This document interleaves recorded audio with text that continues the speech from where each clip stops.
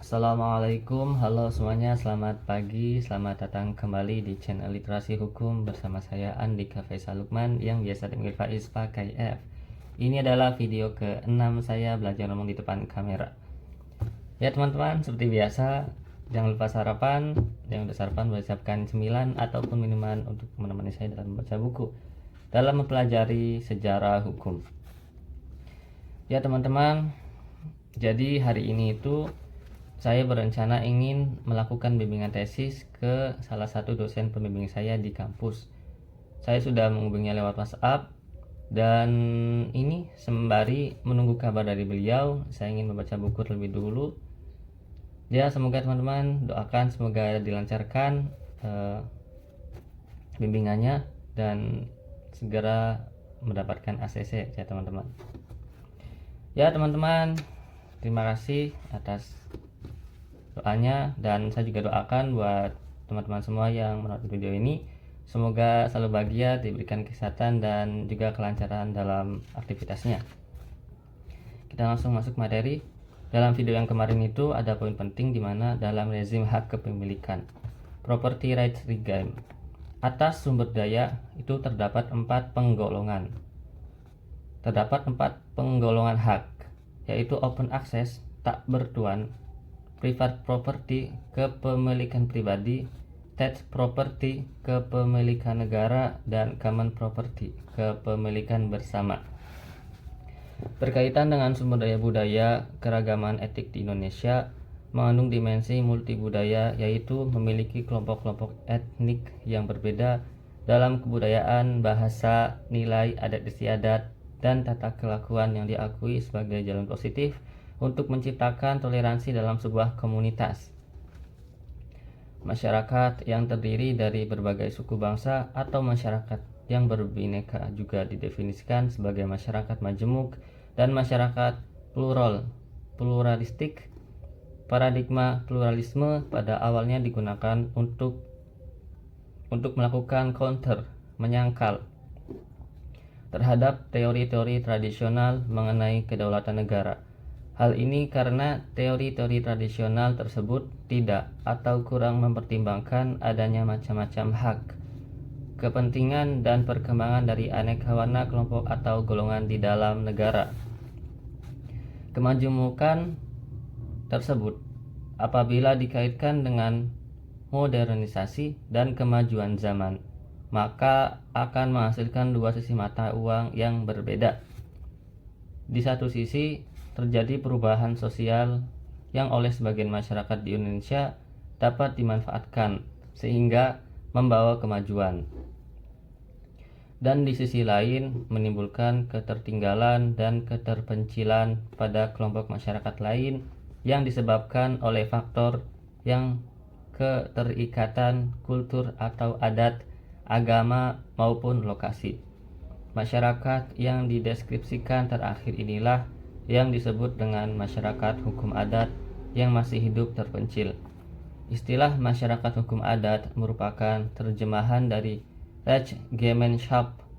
Penggunaan istilah tersebut sering diperdebatkan karena sejarah dan pemaknaannya yang sangat sempit. Pada realitanya, entitas masyarakat adat tidak hanya terbatas pada aspek hukum saja, sehingga sebaiknya menggunakan istilah masyarakat adat atau indigenous people (IPS) yang maknanya lebih luas karena mencakup dimensi kultural dan religi. Masyarakat adat atau IPS sendiri memiliki beberapa pengertian berikut. 1. Menurut Aliansi Masyarakat Adat Nusantara (AMAN), masyarakat adat adalah kelompok masyarakat yang memiliki asal-usul leluhur secara turun-temurun di wilayah geografis tertentu serta memiliki nilai, ideologi, ekonomi, politik, budaya, dan wilayah sendiri. Menurut Konvensi ILO 169 tahun 1989 mengenai bangsa pribumi dan masyarakat adat di negara-negara merdeka, concerning indigenous and tribal peoples in independent states, Indigenous People dalam kurung IPS didefinisikan sebagai suku-suku bangsa yang berdiam di negara merdeka yang kondisi sosial, budaya, dan ekonominya berbeda dengan kelompok masyarakat lain, atau suku-suku bangsa yang telah mendiami sebuah negara sejak masa kolonialisasi yang memiliki kelembagaan ekonomi, budaya, dan politik sendiri. Menurut Joe Martin Scobo, seorang yang bekerja sebagai pelopor khusus untuk Komisi Pencegahan Diskriminasi dan Perlindungan Kaum Minoritas pada tahun 1981, dalam laporannya yang berjudul Diskriminasi Terhadap Masyarakat Adat, ia mendefinisikan Indigenous People sebagai kelompok masyarakat atau suku bangsa yang memiliki keberlanjutan hubungan sejarah antara masa sebelum invasi dengan masa sesudah invasi yang berkembang di wilayah mereka, menganggap diri mereka berbeda dengan kelompok masyarakat lain atau bagian dari masyarakat yang lebih luas. Walaupun dalam keadaan ketertinggalan dan keterbelakangan, masyarakat adat tetap memiliki hak sebagai warga negara yang diakui dan dilindungi keberadaannya dan kebebasannya untuk tetap hidup dengan nilai-nilai tradisionalnya. Jadi, negara wajib memberikan pengakuan dan perlindungan bagi masyarakat hukum adat untuk tetap hidup dalam keterbelakangan sepanjang mereka memegang teguh adat istiadat.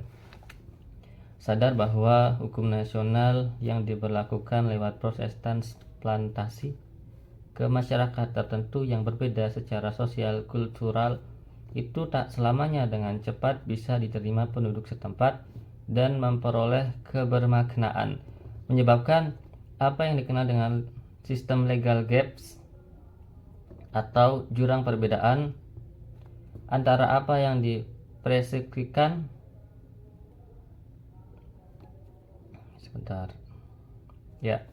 antara apa yang dipreskripsikan oleh undang-undang dan apa yang ada di alam kesadaran warga masyarakat tentang mana yang hukum dan mana yang bukan. Hal tersebut merupakan gambaran adanya ketidakefisienan dan ketidakefektifan dalam tata tertib kehidupan nasional. Kondisi ini mencermin dalam kondisi yang secara perlahan hukum perundang-undangan nasional yang secara otomatis menjadi terstruktur sesuai dalam bentuk bureaucratic atau bureaucratic law. Seperti yang diketahui bahwa keterkaitan antara struktur sosial dengan hukum di Indonesia tidak dapat disamakan dengan apa yang terjadi di Eropa. Pada awal perkembangannya di Indonesia memiliki karakteristik struktur sosial yang hampir sama dengan struktur sosial di Eropa. Indonesia juga mengalami fase feodalisme, terutama pada zaman kerajaan dahulu. Kemudian sejak datangnya VOC pada abad 17, perkembangan struktur sosial tersebut seakan tertahan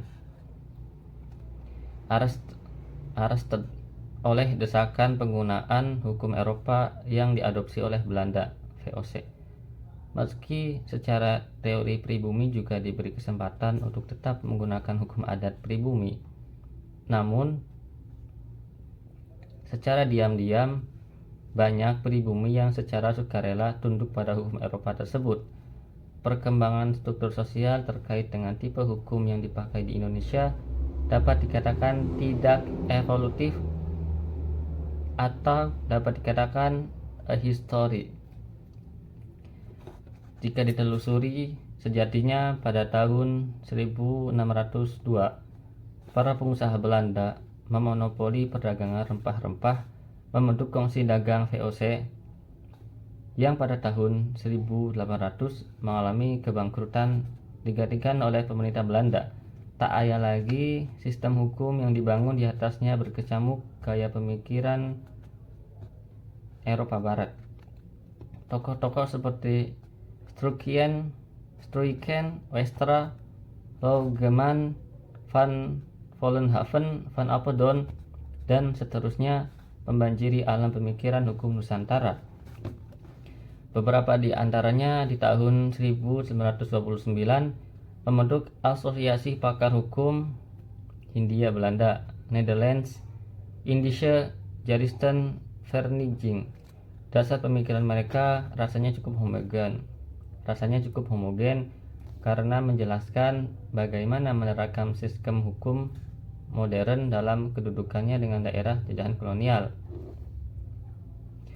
Namun, mereka juga bertarung di antara kubu liberal dan pro status quo, seperti Westra yang lumayan mendukung sistem uji material atas sebuah produk hukum yang diproduksi oleh Gubernuron. Ia mengotak-atik Handeligen der Nederlands Indische Juristen Vereniging untuk mengadvokasi hak-hak warga negara. Di dalam Handeligen der Nederlands Indische Juristen Vereniging disebutkan bahwa Gubernur Jenderal harus melindungi warga dari pemerintah yang sewenang-wenang, khususnya Binnenlands Bestuur, Pangreh Praja. Pada periode tersebut, ilmu hukum tampaknya berkutat dalam kubangan ideologis antara liberalis, sosialis, atau pro statu quo penguasa kolonial. Tidak dapat dipungkiri bahwa kondisi ini merupakan proses terjadinya peristiwa introduksi perkenalan awal dengan perkembangan sistem hukum asing ke dalam suatu tata kehidupan dan tata masyarakat pribumi yang otohton masih berpegang pada hukum ada di tempatnya. Penjajahan pemikiran hukum Nusantara sendiri akhirnya dimotori oleh dua tokoh pemikir hukum di Indonesia, yakni Supomo dan Sukanto. Meskipun kemerdekaan Indonesia sudah diproklamasikan, tetapi kemerdekaan secara intelektual tampaknya masih perlu direfleksikan ulang. Buku pengantar ilmu hukum Van Apeldoorn misalnya, hingga saat ini masih menjadi primadona dan buku babon dalam mata kuliah pengantar ilmu hukum Indonesia. Padahal buku itu sudah seharusnya hanya menjadi dokumen sejarah yang sewaktu-waktu ditengok saja, bukan menjadi pegangan saat dunia sudah berubah sedemikian besarnya. Supomo dan Sukanto juga mengalami masalah yang sama saat ilmu yang mereka dapatkan tak lain adalah produksi pemerintahan kolonial. Meskipun mereka berkilah dengan semangat nasionalisme dan pro-inlander, tapi tetap saja rujukan yang dipakai masih syarat akan situs warisan kolonial. Semangat nasionalisme ditunjukkan oleh pemikiran hukum awal kemerdekaan ini dengan menitikberatkan pada spirit anti-kolonialisme.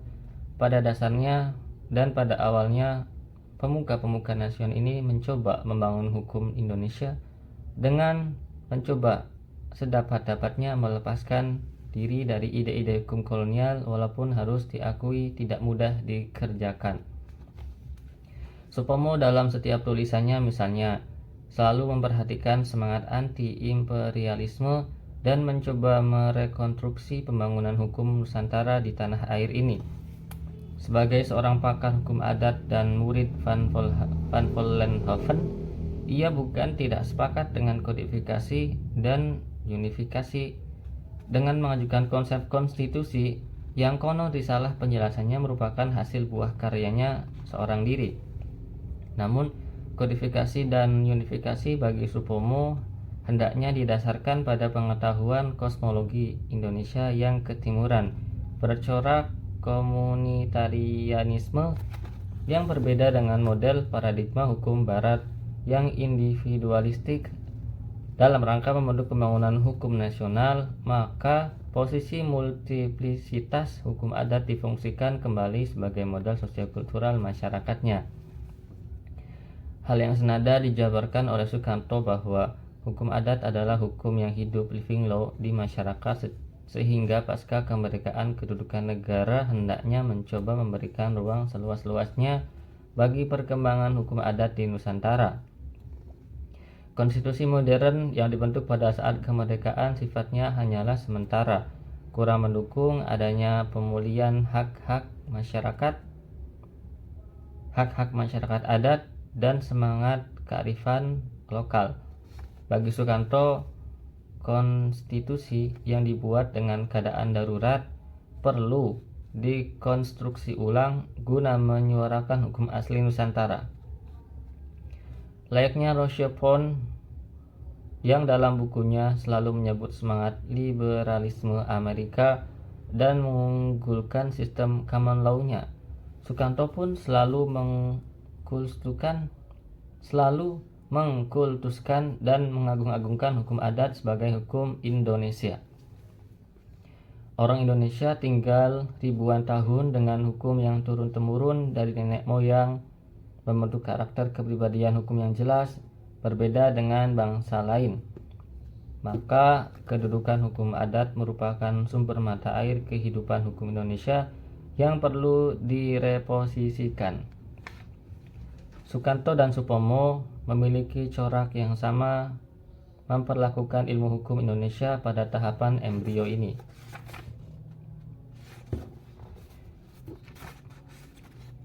Ilmu hukum memiliki tugas kebudayaan, membangun kedaulatan kemerdekaan bangsa Indonesia seutuhnya dan terlepas dari anasir-anasir penjajahan. Konteks ini bisa dikatakan sebagai kondisi yang terpancar dalam masa transisi. Maka ilmu hukum pada level ini merupakan perpaduan semangat sejarah yang menekankan pentingnya jiwa bangsa Volges sebagai jantung perubahan dan pembangunan peradaban sistem hukum Nusantara. Fase tersebut adalah periode yang berawal dengan keyakinan bahwa substansi hukum rakyat yang selama ini terjajah akan dapat diangkat dan dikembangkan secara penuh menjadi substansi hukum nasional. Walaupun demikian, pada kenyataannya berakhir dengan pengakuan bahwa dalam proses realisasi ternyata tidak sesederhana model-model strategik dalam doktrin. Kesulitan telah timbul bukan hanya keragaman hukum rakyat yang umumnya tak terumuskan secara eksplisit, akan tetapi juga karena sistem pengelolaannya sebagai suatu tata hukum yang modern, melihat tata organisasi, prosedur-prosedur dan asas-asas doktrinal pengadaan dan penegakannya serta profesionalisasi penyelenggaraannya tak akan mudah dirombak atau digantikan begitu saja dalam waktu singkat. Seluruh perkembangan sistem hukum di Indonesia banyak terbangun dan terstruktur secara pasti berdasarkan asas-asas yang telah digariskan sejak lama sebelum kekuasaan kolonial tumbang. Ialah supremasi hukum yang selayaknya diunifikasi dan dikodifikasi dengan penyelenggaraan peradilan yang menurut cita-citanya berdasarkan asas keberpihakan dan yang harus diupayakan secara profesional. Tak dapat dimungkiri bahwa perkembangan ilmu hukum zaman kemerdekaan lebih diorientasikan untuk pembangunan sistem hukum darurat sebagai bangsa yang berdaulat. Pada tahun 1950-an sudah terjalin beberapa embrio perkembangan keilmuan hukum. Mulai dari sinilah pendekatan empiris yang mengobarkan semangat hukum adat mendapat lawan bicaranya yang kelak malah menjadi hukum paling dominan di perlihatan dunia pemikiran hukum Indonesia. Tumbuh kembangnya aliran hukum positivistik di Indonesia merupakan sebuah perkembangan ke arah keilmuan hukum yang memegang teguh penalaran sains disiplin hukum. Gagasan ini melawan sebuah tesis. Apakah law is always society as well as society is always in the law? Barangkali Egan Ehret adalah orang fundamental principles of the Sociology of Law 1975. Pertama, ia mencatat dan menyiarkan kenyataan bahwa law is not or not always society. Apabila hukum negara yang dikenali juga sebagai hukum perundang-undangan nasional yang positif itu tidak berawal dari hukum rakyat yang hidup dalam masyarakat, alih-alih hukum negara itu dinyatakan resmi sebagai hukum nasional, tetapi akan tetap saja dipandang sebagai hukum asing. Seperti hukum Prancis tatkala diterapkan untuk penduduk Pulgovina yang mempunyai kesadaran akan berlakunya hukumnya sendiri yang hidup.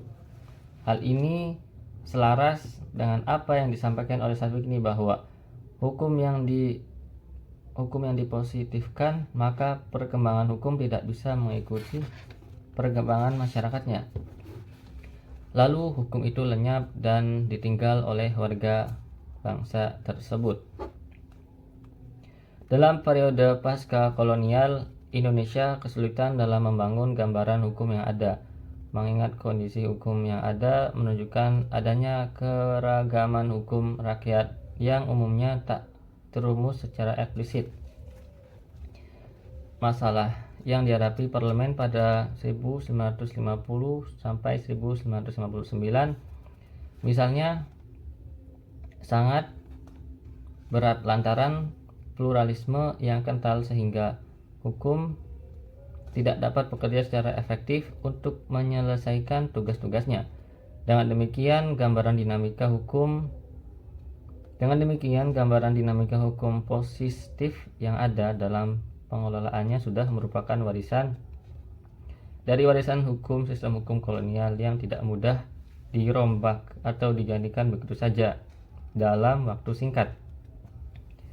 Oleh karena itu, saat ini alur perkembangan sistem hukum Indonesia sudah terbangun konfigurasi hukum yang berdasarkan kondisi tersebut. Bisa dikatakan masa Soekarno misalnya, jargon untuk melakukan perkembangan juga terlihat adanya Lembaga Pembangunan Hukum Nasional LPHN yang memiliki cita-cita unifikasi dan kodifikasi hukum Indonesia. Zaman ini mendorong adanya naskah kerja terkait dengan pokok-pokok dan asas-asas tertib hukum nasional. Kemudian masa Orde Baru lebih bertekad untuk membangun hukum pembangunan ekonomi bangsa. Tekad tersebut terlihat dalam arus pembangunan hukum yang lebih memprioritaskan pada kebijakan terkait dengan ekonomi seperti pembangunan infrastruktur, ekspor, swasembada pangan, dan orientasi pada kesejahteraan masyarakat. Beberapa konsepsi hukum seperti hukum sebagai rekayasa sosial, law as a tool of engineering, serta hukum dan pembangunan menjadi jargon di kala itu. Pasca reformasi, hukum di Indonesia terus mengalami pembenahan di segala sisi. Dilakukan juga penyempurnaan dan penguatan hukum untuk menjalankan fungsinya di masyarakat melalui pembentukan serta penguatan kelembagaan institusi hukum yang ada. Ya teman-teman, kita sudah selesai di bab 2 sejarah hukum. Ini adalah hari ke-6 saya belajar ngomong di depan kamera.